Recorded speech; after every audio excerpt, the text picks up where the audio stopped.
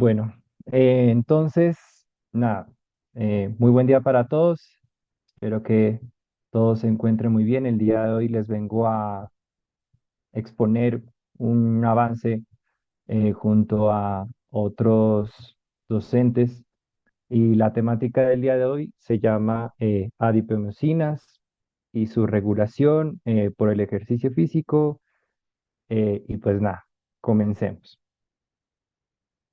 Entonces, para esta temática yo creo que es importante primero responder a esta pregunta y es, ¿qué son las adipomiosinas?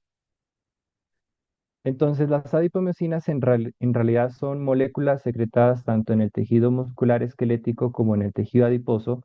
Digo moléculas porque no solamente pueden ser proteínas, sino que también pueden ser em, microRNAs, puede ser polipéptidos.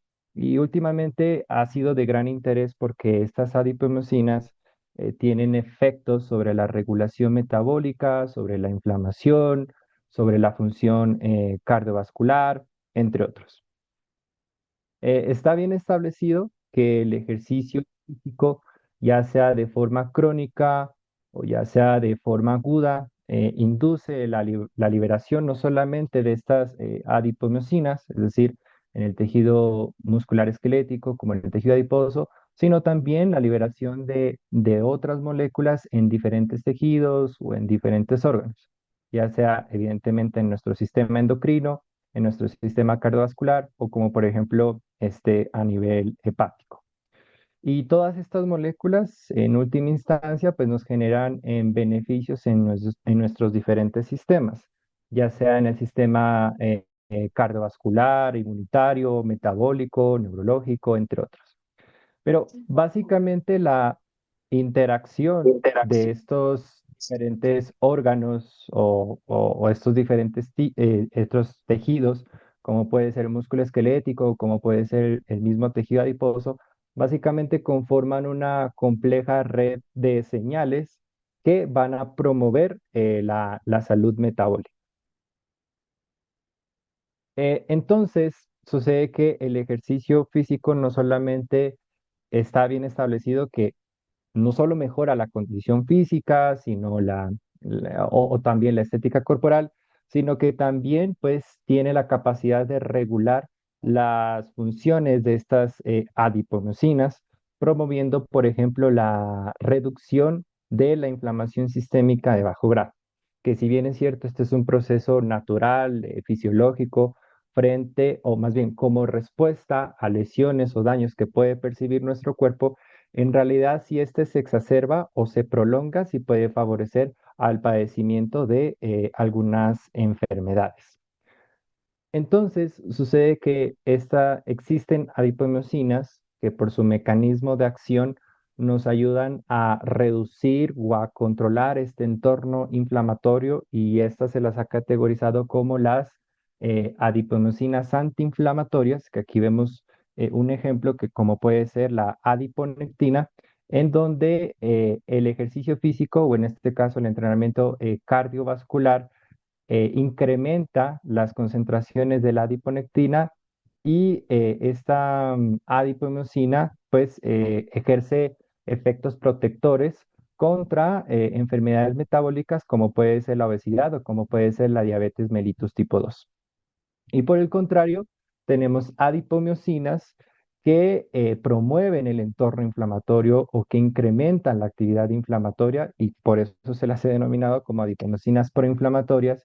Y uno de esos ejemplos es el factor necrótico tumoral alfa, en donde el ejercicio físico de forma regular pues tiende a reducirlo. Por lo tanto, también se ha establecido como un posible efecto terapéutico o un efecto antiinflamatorio más bien a largo plazo.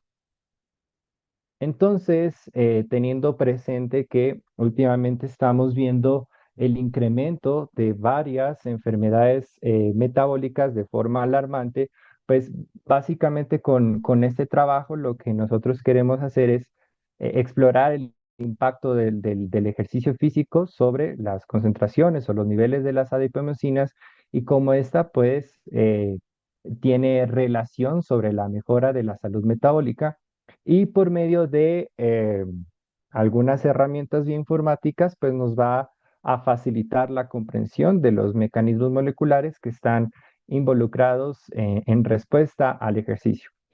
Cabe mencionar que este es un avance, por lo tanto, pues no es un trabajo que se ha completado, igual hace falta las correcciones por parte de algunos coautores. Bueno, y este trabajo también es un producto más bien del proyecto ATA, que por sus siglas en inglés corresponde a tejido adiposo y adiposinas. En realidad esto es un estudio multicéntrico que no solamente se va a desarrollar acá en Colombia, sino en algunos países de Centroamérica y Europa. Y esta es una revisión asistida por bioinformática. Esta es una nueva propuesta de revisión por parte de la División de Investigación de DBCS, dirigida por el profesor Diego Bonilla, en donde pues él ya había publicado una revisión asistida por bioinformática específicamente sobre el monohidrato de creatina, pero también hace poco se acabó de publicar otra revisión asistida por bioinformática a cargo de nuestro compañero y colaboradores Alejandro Gómez, en donde habla pues de la señalización a la leptina y su relación con la obesidad y demás, y que también curiosamente hace parte del proyecto ATA.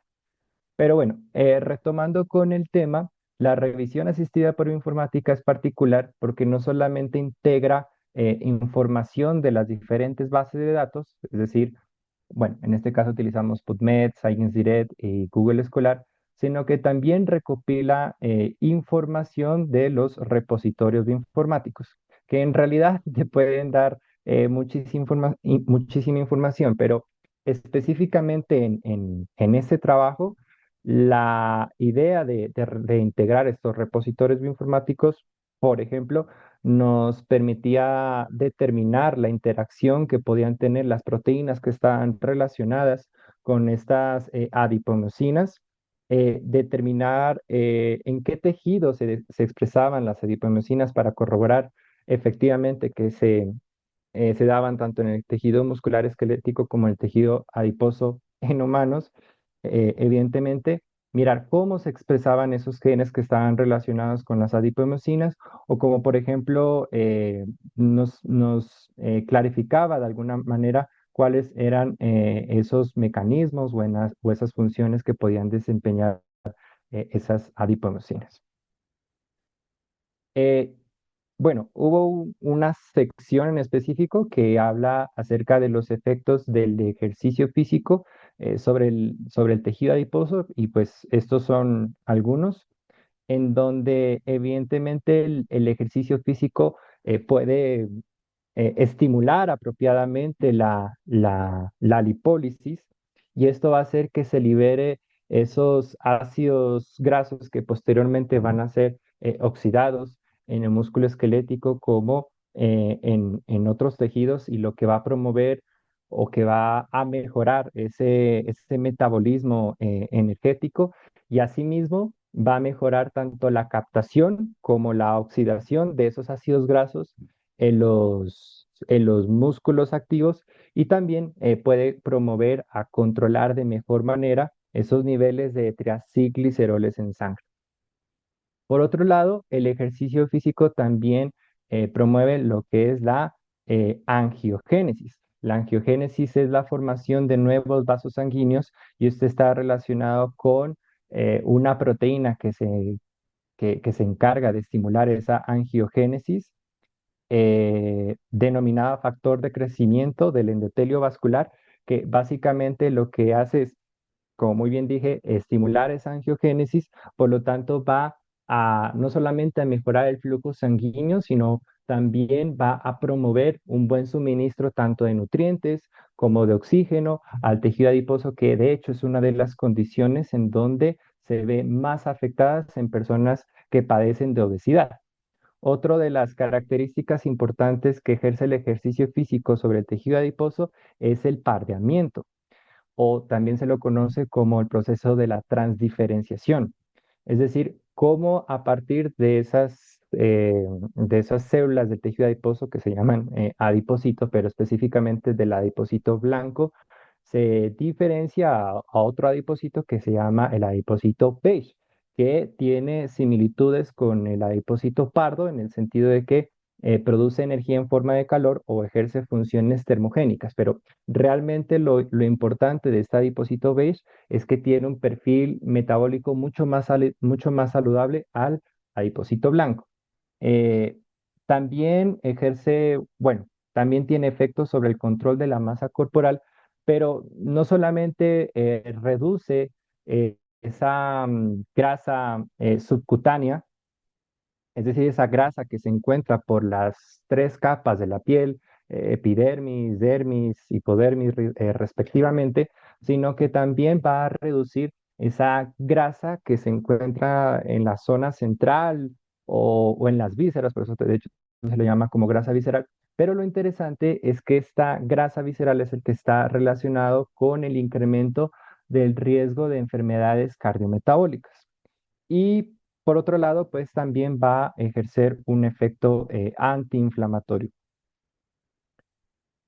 Otra de los resultados preliminares de ese trabajo fue esta evidencia metaanalítica. En otras palabras, es recopilar información de los diferentes metaanálisis que hayan hecho intervenciones con ejercicio físico, pero con sus diferentes modalidades, es decir, entrenamiento cardiovascular, entrenamiento de fuerza de forma aislada, pero también en conjunto, es decir, entrenamiento de fuerza más entrenamiento cardiovascular. Pues aquí encontramos la duración de las intervenciones de esos trabajos, en qué población se realizaron, que no solamente pues estos trabajos se intervinieron sobre personas sanas, sino que también padecían algunas enfermedades como puede ser la obesidad, diabetes mellitus, sarcopenia, entre otros. Aquí encontramos, bueno, el número de artículos incluidos, si hubo una disminución, aumento de las concentraciones plasmáticas de esas adipomiosinas con el registro, con el año de publicación. Y bueno, estas características nosotros la hicimos con las adipomiosinas que nos daban estos metaanálisis. Entonces, así se hizo con el factor necrótico tumoral alfa, se hizo con la interleucina 6, con la interleucina 10, con la bisfatina, con la miostatina, con la pelina y con la leptina.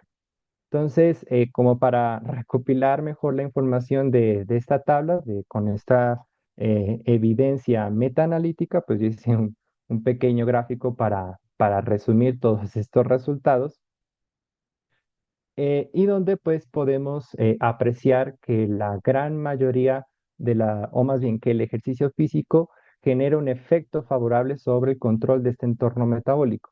En otras palabras, el ejercicio físico de forma habitual, de forma crónica, tiende a incrementar las concentraciones plasmáticas de estas adiponeusinas antiinflamatorias y por el contrario, reducir las concentraciones plasmáticas de esas adiponeusinas proinflamatorias. La gran mayoría de estas adiponeusinas se favorecieron cuando combinábamos ambos tipos de entrenamiento, tanto cardiovascular como de fuerza, pero también cuando lo entrenábamos en conjunto o combinado. Sin embargo, existieron pues algunas excepciones eh, que fueron la interleucina 10 y la pelina en lo que respecta a las adiponeusinas antiinflamatorias y como vemos sus concentraciones plasmáticas se incrementaron única y exclusivamente cuando combinábamos ambos tipos de entrenamiento y en relación a las adiponeusinas proinflamatorias, miramos que la miostatina se redujo únicamente cuando le dábamos mayor predominancia al entrenamiento de fuerza y el factor necrótico tumoral alfa se redujo cuando entrenábamos la parte cardiovascular o de resistencia y cuando entrenamos entrenamiento cardiovascular o combinábamos cardiovascular con la parte de fuerza. Eh, y bueno, para resumir pues, estos pequeños avances, concluyendo toda esta parte, pues evidentemente el ejercicio físico de forma dosificada sí tiene el rol de contribuir a esa salud metabólica y a ejercer un mejor control o una reducción sobre esa inflamación sistémica a través de la regulación de esas diferentes adipomyosinas que nosotros teníamos, tanto antiinflamatorias como proinflamatorias respectivamente, en donde la gran mayoría de estas adipomyosinas se favorecieron tanto con el entrenamiento cardiovascular como con el entrenamiento de fuerza y cuando también lo combinábamos. Sin embargo, pues las únicas excepciones fue la bisfatina y la interleucina 10, eh, que únicamente al parecer respondían cuando combinábamos exclusivamente ambos tipos de modalidades. Y en lo que respecta con las adipomyosinas proinflamatorias, específicamente la miostatina, que esta es una adipomyosina que es conocida por que está relacionada con la disminución de la masa muscular, tuvo efectos con el entrenamiento de fuerza de forma predominante, lo cual eh, quizás puede ser interesante no solamente en ese contexto de esas personas que quieran desarrollar su masa muscular, sino de pronto en algunas patologías musculodegenerativas como puede ser la sarcopenia o como puede ser la caquexia. Y también si nuestro objetivo es reducir algunas adipomyosinas proinflamatorias, específicamente el factor necrótico tumoral alfa, tener presente que eso es una adipomyosina que tiene mayor predisposición al cambio o a la reducción cuando le damos mayor predominancia al entrenamiento cardiovascular de forma prioritaria. No sé qué está, no sé si lo hice bien, estuvo bien de tiempos, pero bueno, gracias por su atención y nada, cualquier comentario, cualquier pregunta, trataré de resolverla de la mejor manera posible. Excelente, Juan, muchísimas gracias. No sé quién tiene alguna pregunta, comentarios que le quieran hacer a Juan. Bueno, Juan, creo que realmente fue muy chévere porque esa conclusión que tú haces nos hace entender que las adipomiosinas son cruciales para entender cómo ese tejido adiposo y el músculo esquelético interactúan tanto en el contexto del ejercicio como en la salud metabólica. Entonces fue muy claro todo lo que explicaste. Muchísimas gracias. No sé si de A ti pronto, por el bueno, se me ocurre comentario. alguna una pregunta, no sé. ¿Cómo crees que se relacionan las adipomiosinas con las enfermedades metabólicas, como por ejemplo la más común, la diabetes tipo 2? Sí, realmente la inflamación, no sé si lo dije, pero bueno, creo que no lo dije. En realidad la inflamación no es un mecanismo deletéreo o algo per se, porque es un mecanismo natural que tiene nuestro cuerpo frente a lesiones que nuestro cuerpo percibe, perdón. El inconveniente es que cuando esta inflamación se exacerba o se prolonga, sí puede generar repercusiones a nivel de nuestra salud, como puede ser la disminución de la sensibilidad a la insulina, como puede ser el incremento de esa grasa visceral, que eso sí está relacionado con estas enfermedades metabólicas. Entonces, es un montón de factores que si no se controla esa inflamación, sobre todo expuestos de forma crónica, sí puede favorecer a que muchos marcadores de salud se afecten y que posteriormente pues, pueda conducir al padecimiento de enfermedades tanto metabólicas como cardiovasculares. Super, Juan, gracias. Por aquí hay una pregunta de Miller.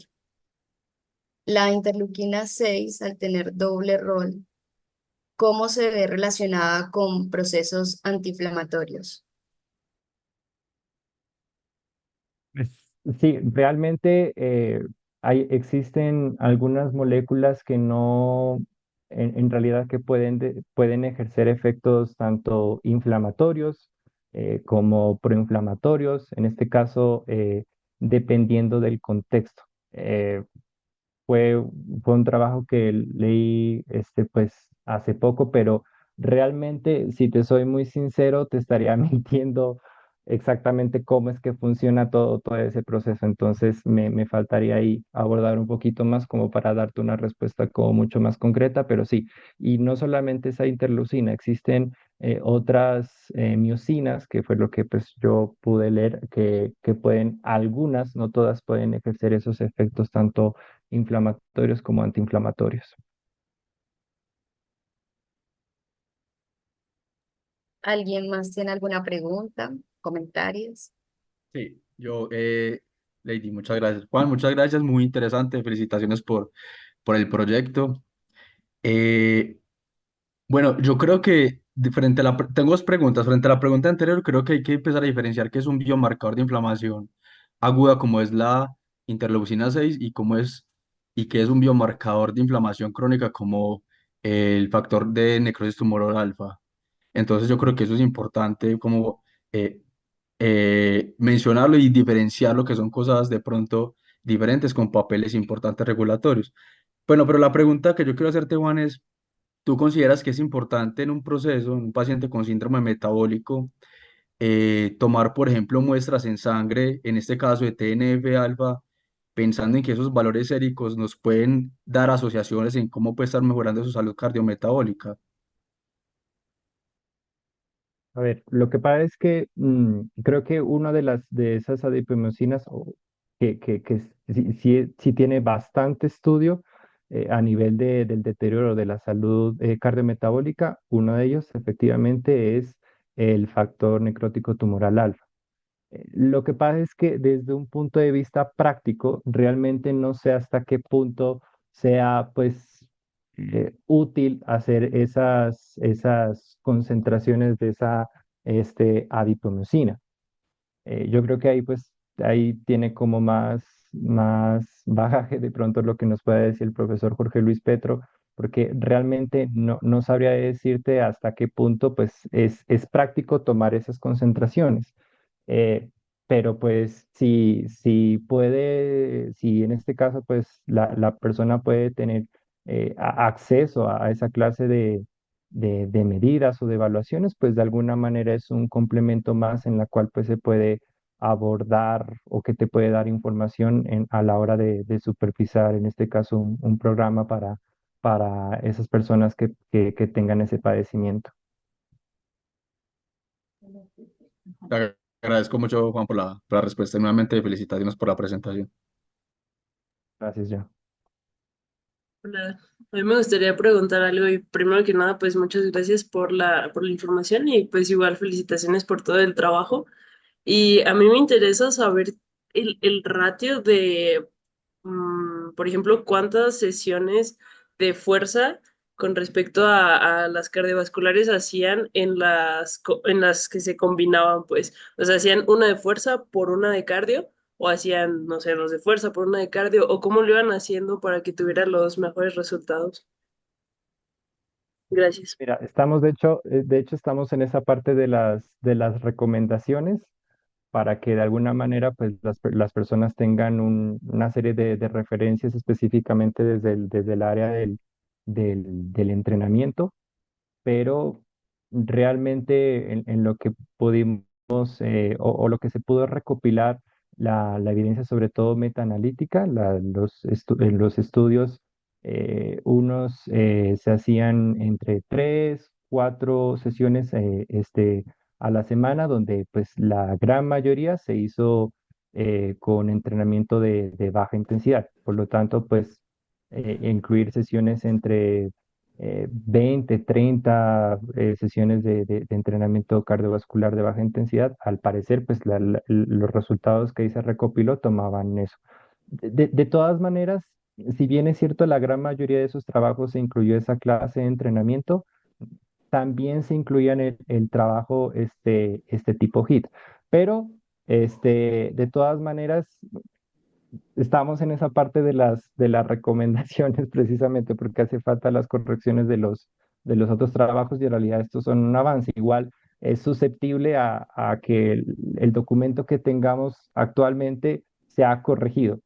Entonces, son pequeños avances, entonces creo que también sería un error de mi parte, o sea, según el avance que tengamos hasta el momento, darte ya unas recomendaciones ya así súper generalizables, a sabiendas de que pues igual el trabajo todavía falta acabarlo, así que tan pronto lo finalicemos, creo que te responderé de la mejor manera. Claro, está muy bueno, pues igual saber cómo lo van trabajando está súper chido. Muchas gracias. Sí, Damaris. ¿Alguien más tiene alguna pregunta? Adelante, profe Jorge. Juan David, ¿cómo estás? Hola, profe, muy bien, ¿y tú? Bien, bien, súper. No, felicitarte en primera instancia por la presentación, por la revisión, por el trabajo bastante juicioso y por la forma en que lo estás abordando. Y me gustaron mucho las respuestas porque creo que cuando uno empieza la revisión e identifica esos vacíos y dice, no la tenemos clara, hay que seguir revisando, no hemos encontrado, eso es así. Realmente tengo que hacer de pronto varios comentarios porque es un tema súper interesante, es una de mis líneas de investigación, pero solo como para dejar inquietudes y bueno, y también escuchar, es una retroalimentación, pero también para escuchar los comentarios de Juan David y de los que están presentes. Uno con el tema de la inflamación. Miren, se habla mucho de la llamada inflamación crónica de bajo grado, ¿cierto? Eso es un concepto que es una definición no tan complicada relativamente, pero si vamos con los biomarcadores, uno dice, listo, dime un biomarcador de inflamación crónica de bajo grado. Listo, pueden salir 50, entre ellos los más clásicos, interleuquina 6, factor de necrosis tumoral alfa, etcétera. Y la pregunta es, pero ¿cuál es la concentración y en qué población se considera que hay una inflamación crónica de bajo grado? Eso se complica más y en eso todavía no hay consenso. O sea, quiero que, es decir, si yo le preguntara ahora a alguno de ustedes, díganme de acuerdo con mi glicemia basal en suero, si yo no tengo alteración glucémica, si tengo un estado de resistencia a la insulina o tengo diabetes tipo 2 con otros marcadores, ¿cuáles serían los puntos de cortes? Ustedes me dirían, claro, sí, esta está fácil, esta y esta. Ahora la pregunta es, me hice unos posibles biomarcadores. Recuerden que cuando nosotros evaluamos, ejemplo, estas citoquinas o estas mioquinas, perdón que me refiera como mioquinas, porque es que como hay una proteína que se llama miosina, que es la proteína motora, entonces No yo te concedo. en esta ocasión me gusta utilizar el término mioquina. Entonces, si yo les digo, venga, ¿qué mioquinas son inflamatorias? Sí, está hasta cierto punto documentado. Ya les digo cuál es el problema con estas proteínas. El problema no, pues, lo lindo y lo hermoso de estas proteínas, pero para la interpretación que a veces la gente quiere, dime si es buena o es mala. Uno dice, listo, te doy la interleucina 6. Perfecto. ¿En qué concentración y en qué contexto? Ay, pues madre, me la pusiste complicada. Porque Juan David dijo es que la inflamación per se no es mala, es decir, uno no puede sacar las cosas del contexto. Como hablamos mucho en biología, todo depende del contexto, pero es que es cierto. Por otro lado, Juan David, no sé, yo creo que una vez lo conversamos, si te suena o recuerdas el concepto de pleiotropía. Uy, me mataste, profe. Bueno, ese es súper clave si te quieres meter en este mundo de la proteómica y todo, porque ocurre algo, y te lo digo yo que me he enfocado en unas proteínas, y es que si yo te pregunto, por ejemplo, dime el efecto de iricina, uy, fácil, efecto en la transdiferenciación, ¿cierto? Listo. Pero tú puedes encontrar que tiene otros efectos en otros tejidos y muy diferentes. Bueno, eso se llama pleiotropía, es decir, una función diferente de la proteína dependiendo del tejido, dependiendo del contexto en lo que en biología celular, bueno, en fisiología celular llamamos respuesta dependiente al tipo de célula o del tejido. Entonces, eso por un lado. Y eso va a depender de varios contextos. Ejemplo, vamos con la interleucina 6, que es la más conocida y no fue la primera mioquina, ojo, o sea, Pedersen le colocó el nombre por allá a principio desde la década del 2000, cuando se enfatizaron en esa mioquina. Pero vamos con ella. Esa fue la pregunta que todo el mundo, que todo el mundo se hacía. Oye, ¿cómo así que puede ser inflamatoria o proinflamatoria? Es el término, porque per se no es inflamatoria. ¿Cómo es que puede ser proinflamatoria y antiinflamatoria? Ese dualismo, ese yin yang, ¿cómo va a existir? Bueno, eso es parte de la pliotropía. Fácil, lo que uno se le puede ocurrir, la primera hipótesis es que ya en isoformas. Perfecto. O sea, una isoforma hace una cosa y otra isoforma hace otra cuestión. Perfecto, listo, pero no era el caso. No son las isoformas. De hecho, hay maneras de secuenciar una proteína para saber los residuos que lo conforman y establecer sus dominios o sus motifs, que eso es tremendamente importante. Así como uno secuencia el genoma humano o un segmento de este. Eh, la otra cuestión, ¿cuál era? Que ya se sabe. eh, y esa pregunta hay que hacernos a Juan David porque, repito, si te gusta hilar bien el tema, es cuando yo estudio una proteína, una pregunta, ejemplo, ¿será que interleucina 6? ¿Será que musclin? ¿Será que mionectina? ¿Será que otras que son de naturaleza proteica? Me encantó que dijiste que no solo, o sea, el bagaje de las mioquinas se está ampliando mucho, ¿cierto? Todo ese secretoma. Pero la pregunta es, ¿será que esas moléculas que son hidrosolubles, será que ingresan a la célula, pasan esa membrana, ahorcan a la mitocondria y les dicen, por ejemplo, venga, usted oxide más, o usted inflame más, o usted inflame menos? Solo para que se tenga en cuenta. Generalmente no. Ellas tienen que actuar en un receptor a nivel de la membrana plasmática. Y ahí viene un vacío. Yo cuando digo, la gente, todo el mundo sabe que es mioquina, pero uno le pregunta, venga, de las mioquinas más conocidas te pueden recitar hasta 100, ojo. Pero uno dice, venga, y de estas, hábleme del mecanismo de acción. Y para hablar yo del mecanismo de acción, tengo que tener mecanísticamente más o menos ideas con quién ella está interactuando en la membrana, es decir, con el receptor o receptores con que ella actúa. Entonces, ahí es donde viene el caso donde interleucina 6 puede ocurrir dos escenarios dependiendo del tejido y dependiendo del contexto. Uno, actuar por la famosa vía clásica. Y en la vía clásica se une con un receptor y este receptor entonces inhibe a otras adiposinas, perdón, bueno, voy a ver, a unos factores, dependiendo del tejido, que causan inflamación. Ejemplo, el TNF-alfa. Entonces, es un mecanismo antiinflamatorio. Pero la misma proteína puede actuar por otro mecanismo que es cuando se une con su receptor soluble y causa entonces un mecanismo proinflamatorio. Ahí no inhibe TN-alfa, factor de necrosis tumoral alfa. De hecho, hay una figura muy clásica que ustedes ven, es el contexto de inflamación, ejemplo en sepsis. Una cosa es la interleucina sola y otra cosa es la interleucina, por ejemplo, y de hecho uno lo hace con ratones o en cultivo cuando coge lipopolisacáridos y eso causa inflamación. Se eleva interleucina y interleucina 6 y se elevan otras moléculas que causan inflamación, porque es que el objetivo ahí de la célula es que la inflamación cause respuesta inmune. Eso es parte del proceso, sino que eso tiene un coletazo, es decir, dependiendo del tiempo y es donde es el contexto de carga alostática. Entonces, esas dos vías, dependiendo cómo actúe, va a ser pro o va a ser antiinflamatorio y dependiendo con quién esté acompañado y dependiendo el contexto. Entonces, solo como para hacer una pequeña mención muy simple, pero para que vean cómo es la complejidad y esto es lo bonito de esto. Em, Ahora viene una preguntita solo, Juan, o dejártela de inquietud. En los estudios que se han revisado, mira que son metaanálisis, ¿cierto? Los metaanálisis es una de las mayores evidencias, pero muchas veces en estos casos uno no revisa el estudio principal.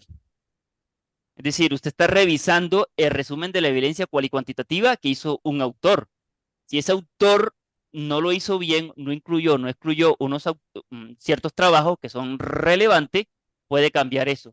Entonces, la invitación muy personal que yo le hago a ustedes, si se quieren meter en un tema, ojo, en un tema, ejemplo, ay, a mí se me ocurrió algo y tengo una duda, ¿será que el café es bueno en el embarazo o en la presión arterial? Uy, en PubMed, Medline, cafeína, embarazo, metaanálisis o inclusive ya hay Umbrella, listo.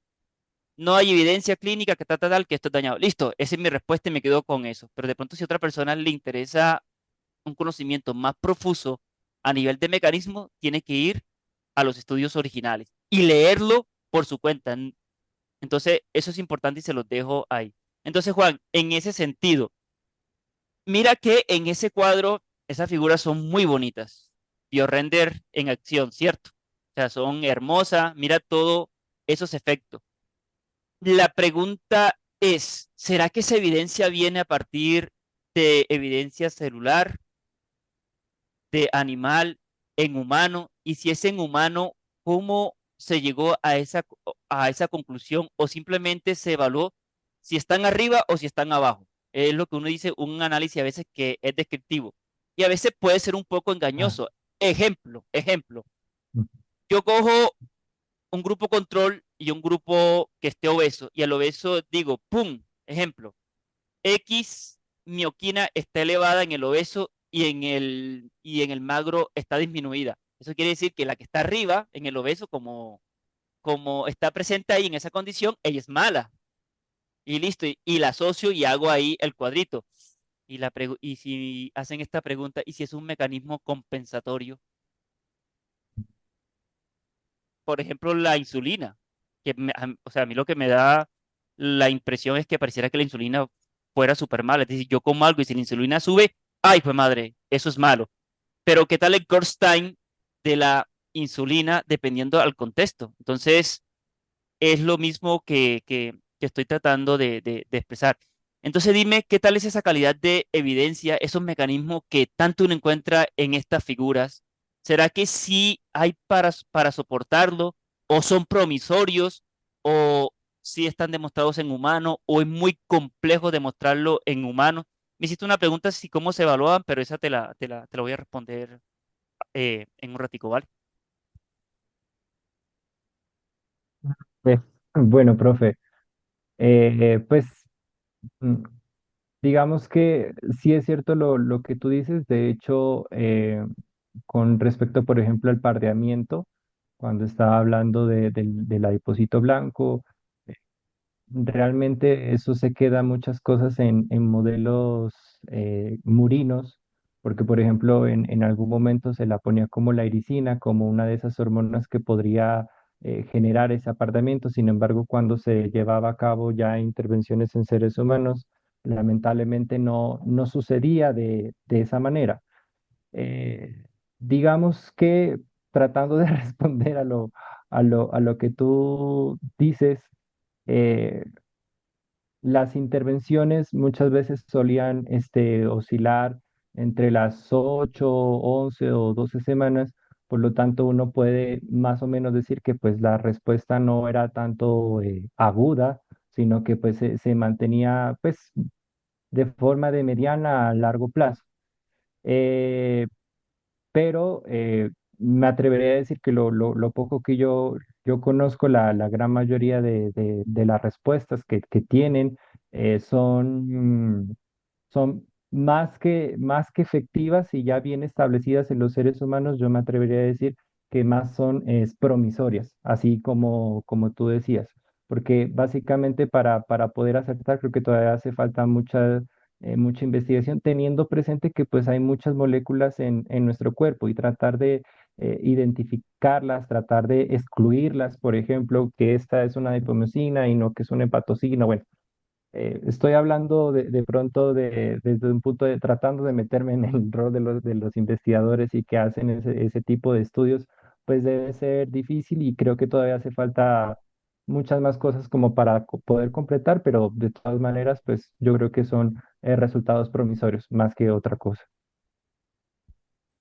Super Juan, sí, buen razonamiento. Y bueno, solo para decir algo, sí, es que las investigaciones en animales tienen el propósito de, bueno, en células y en animales para estudiar los mecanismos que en humanos, desafortunadamente, a veces no se puede por muchas limitaciones, a veces éticas, a veces metodológicas, inclusive a veces eh, de tipo fisiológicas incluso. Y la idea de los que hacemos investigación en animales no es hacer la conclusión en cómo es que en humanos. Y a veces uno lee, no, es que esas son investigaciones en ratones. Amigo, usted no sabe cuál es el alcance de esas investigaciones. Son necesarias.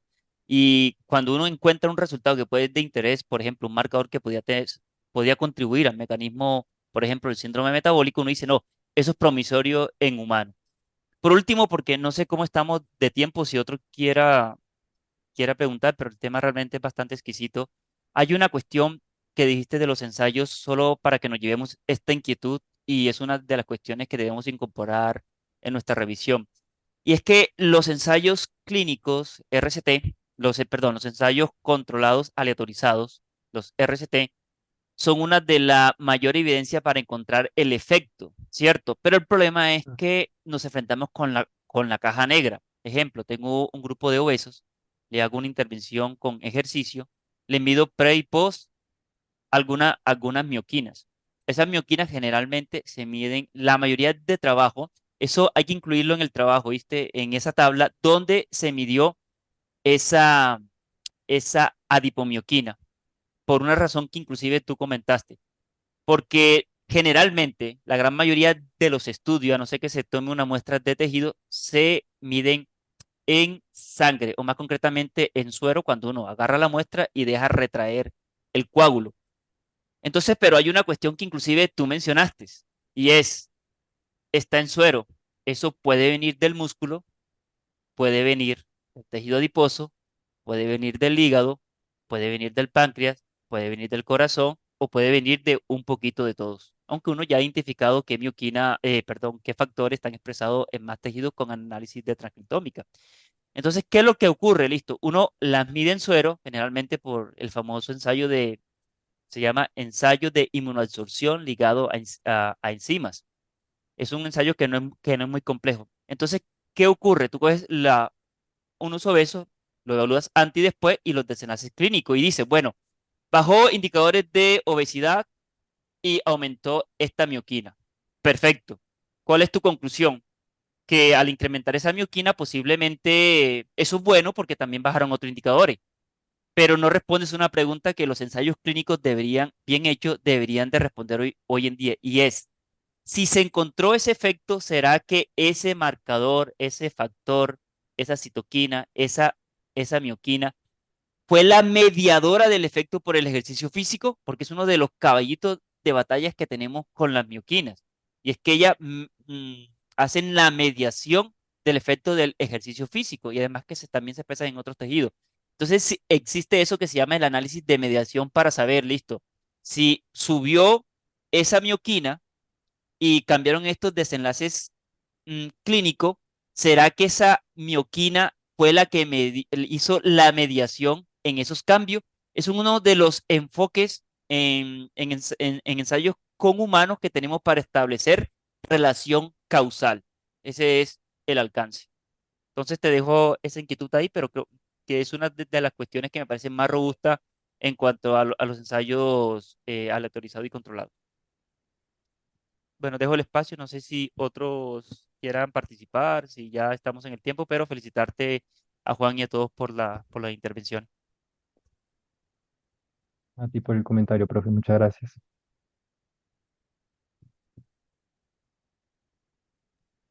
Bueno, ¿alguien más tiene alguna pregunta? Que Camilo tiene eh, Ala, Hola, levantada la mano. ¿me escuchan adelante, ahí? Camilo. Sí, adelante. No, bueno, más que una pregunta, bueno, felicitar a Juanda por excelente presentación, dos oportunidades lo he podido escuchar.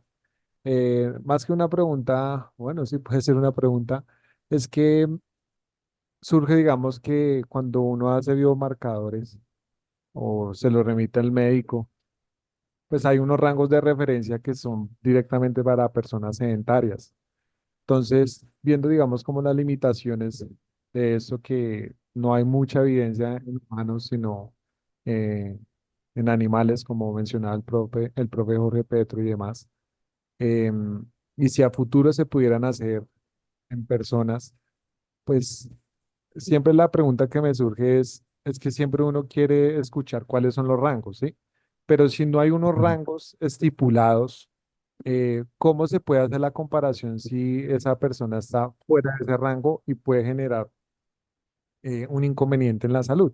Porque siempre se habla, digamos, de que la insulina es mala, ¿sí? Pero cuando uno compara, uno puede consumir proteína e incluso puede elevar los picos de glicemia más que un carbohidrato, ¿sí? O dando otro ejemplo, siempre se habla de la creatinina en suero, pero no miramos cómo está la filtración a nivel glomerular, ¿sí? Entonces, si son muchas variables, la pregunta sería, si no hay evidencia de cómo se puede comparar en personas con patología, síndrome metabólico, obesidad, ¿cómo se puede hacer la comparación en esa misma persona? ¿O se puede hacer la comparación con esa misma persona? ¿O cómo podría identificar si esa persona está fuera de esos rangos? Si no hay evidencia todavía. Muy buena pregunta. Realmente, pues digamos que aquí lo complicado pues, de la evidencia actual es que, como muy bien lo dijo el profesor Jorge Luis Petro, actualmente pues no tenemos como unas referencias más o menos para dictaminar pues que esos sean los rangos apropiados o los rangos óptimos pensando en salud. Sin embargo, si bien es cierto, pues no tenemos unos rangos actuales establecidos para algunas concentraciones de algunas adipomiosinas, sí tenemos evidencia que pues estas adipomiosinas, dependiendo del contexto, evidentemente, sí pueden favorecer al padecimiento de algunas enfermedades. Entonces, teniendo presente que hay algunas adipomiosinas que están más relacionadas con esa actividad proinflamatoria, como puede ser, pues va a ser útil o va a ser mucho más necesario que las concentraciones plasmáticas pues tiendan a reducirse. Me imagino yo que conforme vaya saliendo la evidencia y vayan sacando mucho más artículos respecto a este tema, pues va a salir información suficiente para pues poder más adelante establecer los baremos. Entonces, pues por ahora te podría contestar eso, Cami. No sé si estuvo bien abordada ahí la respuesta. Bueno, no sé si ya no hay más comentarios.